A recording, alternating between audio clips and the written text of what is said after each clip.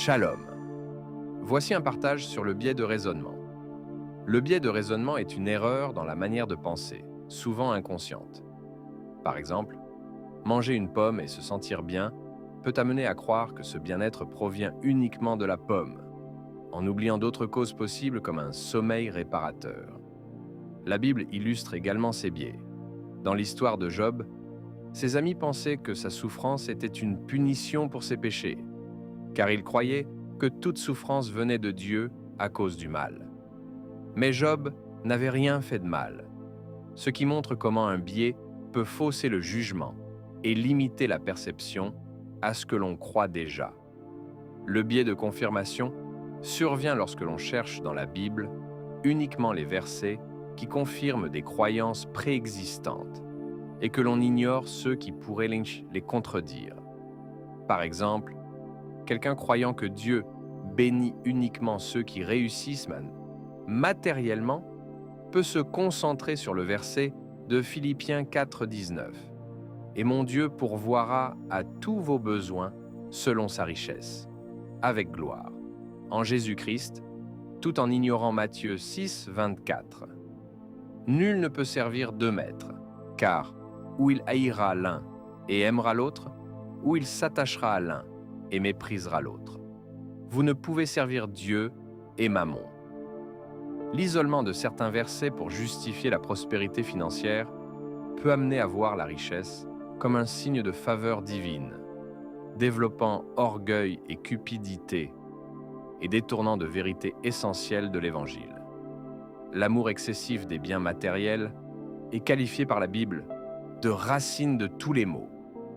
Dans 1 Timothée 6,10, « Car l'amour de l'argent est une racine de tous les maux, et quelques-uns, en le convoitant, se sont égarés loin de la foi et se sont transpercés eux-mêmes de beaucoup de douleurs. » Cela peut devenir un obstacle à la vie spirituelle, comme le montre Marc 10, 23 à 25.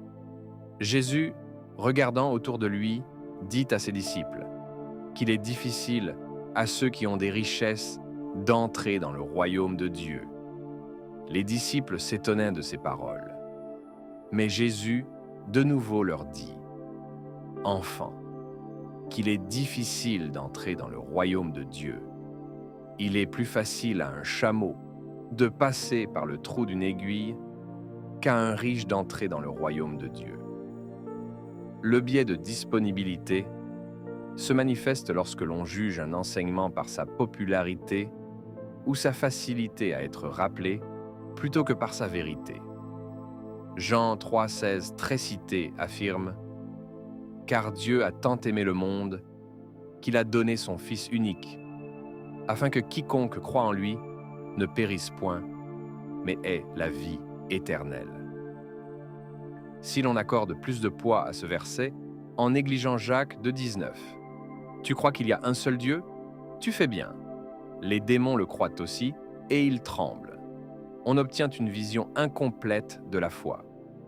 Cela peut conduire à une compréhension superficielle du salut où l'obéissance, la repentance et les œuvres sont sous-estimées, créant une foi confortable, centrée sur des vérités plaisantes et négligeant les exigences difficiles de l'Évangile.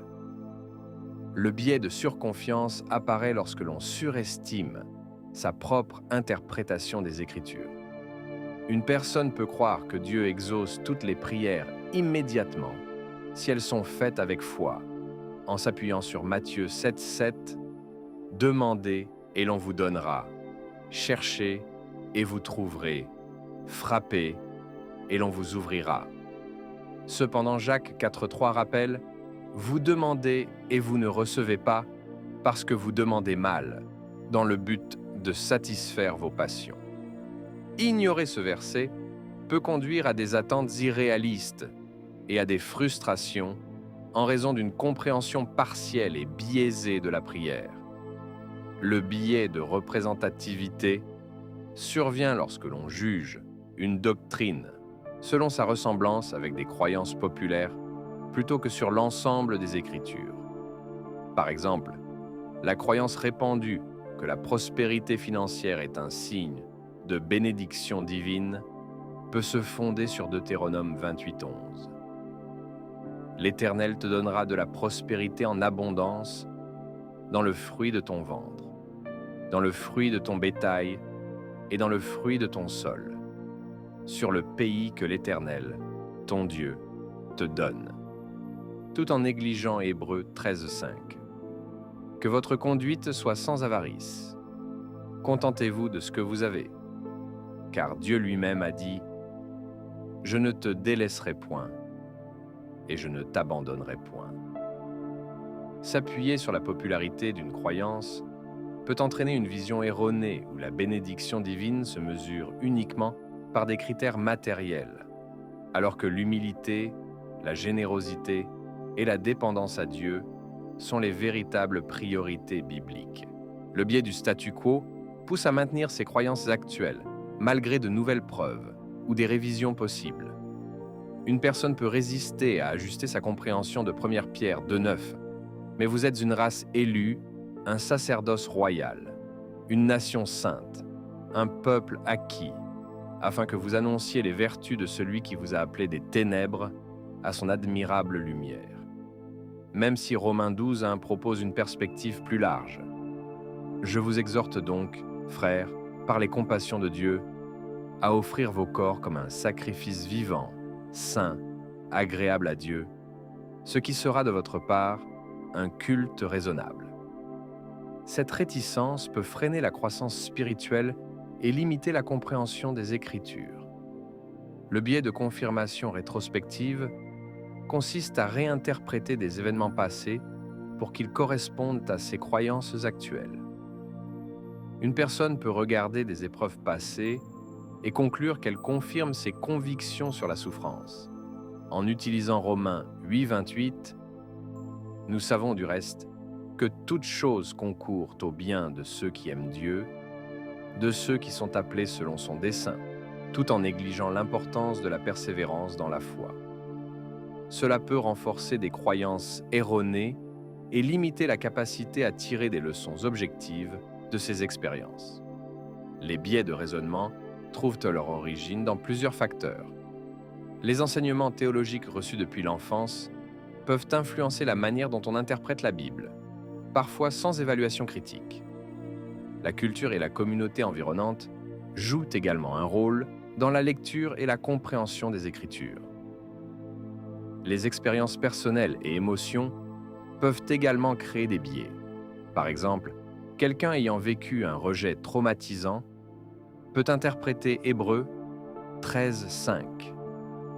Je ne te délaisserai point, je ne t'abandonnerai point, comme une garantie de protection immédiate, alors que la Bible montre aussi que la souffrance fait partie de la vie chrétienne, comme dans Philippiens 1:29, car il vous a été fait la grâce, à cause de Christ, non seulement de croire en lui, mais encore de souffrir pour lui.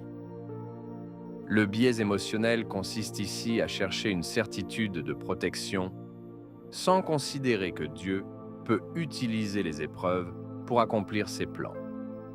Pour lutter contre ces biais, il est essentiel d'étudier la Bible dans son ensemble, en considérant le contexte historique, culturel et littéraire des versets. Utiliser des concordances, lexiques et commentaires permet de comprendre le message global et de comparer les passages entre eux. La prière et la méditation aident à recevoir l'éclairage de Dieu et à cultiver humilité et réceptivité. Jacques 1:5 « Si quelqu'un de vous manque de sagesse, qu'il la demande à Dieu, qui donne à tous libéralement et sans reproche, et elle lui sera donnée », montre l'importance de demander guidance et discernement. Partager ses réflexions avec d'autres croyants permet de confronter ses idées et d'élargir sa perspective. Être ouvert à la correction, accepter que notre compréhension n'est jamais complète et relire ses interprétations au fil du temps permet d'affiner la connaissance des Écritures. Chercher l'équilibre en étudiant différents thèmes et genres littéraires de la Bible, tels que l'historique, le poétique, le prophétique ou l'épistolaire, permet d'éviter des conclusions partiales et de mieux saisir la diversité du message biblique.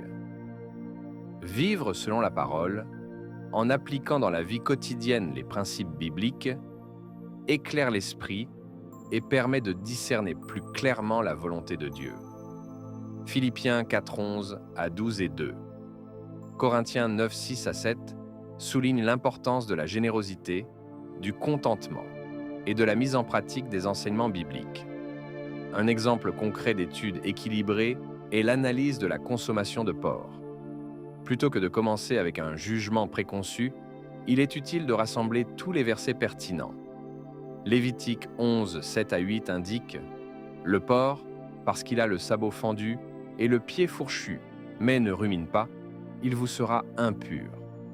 Vous ne mangerez pas de leur chair et vous ne toucherez pas leur corps mort. » Cependant, Marc 7, 18 à 19 mentionne « Il leur dit « Ne comprenez-vous pas encore ?